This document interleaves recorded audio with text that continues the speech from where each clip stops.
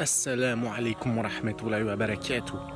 Ici Michael du blog Muslim Parents Academy. Bienvenue dans cette nouvelle vidéo numéro 14 des Fikoun Saïdan. Aujourd'hui, je suis seul, Mina n'est pas là, mais je vais vous raconter une histoire dont j'ai eu vent ce matin. Alors en fait, c'est l'histoire d'une petite fille. Une petite fille de 4 ans. Elle était chez elle tranquillement en train de jouer.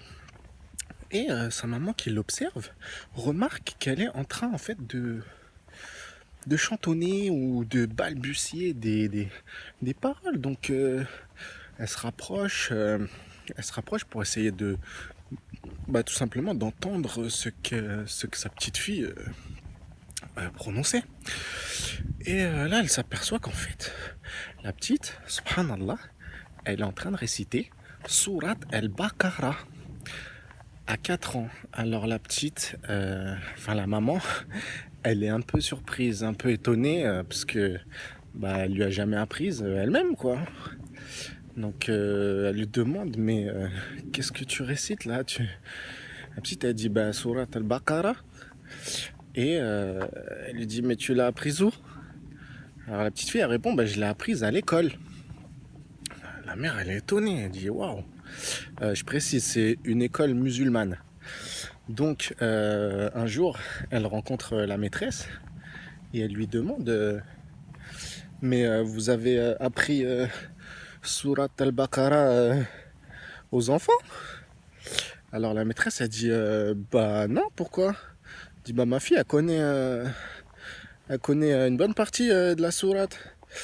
Alors en fait la maîtresse elle lui dit non, mais ce que je fais en fait c'est que après la cantine, les enfants ils jouent un peu, une petite demi-heure dans la cour de récréation. Ensuite ils retournent en classe, donc c'est en moyenne section. Ils retournent en salle et ils mettent leur tête dans les bras. Ils s'assoient sur les chaises, ils mettent leur tête dans les bras et ils se reposent. Et la plupart des enfants en fait ils s'endorment. Et il se trouve que cette petite, elle avait l'habitude de s'endormir. Et pendant ce temps calme, elle leur mettait Surat al-Baqarah.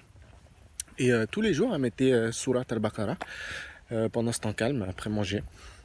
Et en fait, la petite, inconsciemment, c'est-à-dire que son inconscient a absorbé et les 30 premiers versets de la sourate en dormant, sans effort. Donc, subhanallah, c'est puissant quand même. Donc je voulais vous partager ça. Et surtout pour vous dire, ne négligez jamais le pouvoir du subconscient, de l'inconscient de vos enfants. Voilà, mettez du Coran chez vous quand ils dorment, le soir avant de dormir, pendant la sieste. Imprégnez-les de la parole de notre Créateur. Et subhanallah, Allah, il a vraiment pas fait les choses par hasard. Donc il nous a facilité l'apprentissage. Donc si ça a marché pour cette petite, je pense aussi que ça marche pour les adultes. Donc abreuvez-vous vous aussi de la parole d'Allah subhanahu wa ta'ala. Et sur ce, je vous souhaite qu'Allah vous bénisse. N'oubliez pas, si vous voulez vous inscrire à la newsletter en même temps, bénéficier du e-book Gestion du temps pour les mamans débordées. Plein d'astuces, plein de conseils pour mieux gérer votre temps de maman débordée sur tous les niveaux et tous les aspects de la vie. Donc, qu'Allah vous protège, qu'Allah vous préserve. On est sur Twitter, Facebook, Instagram. Et qu'Allah étende ses bénédictions et sa miséricorde sur vous et vos proches. Wassalamu alaikum wa rahmatullahi wa barakatuh.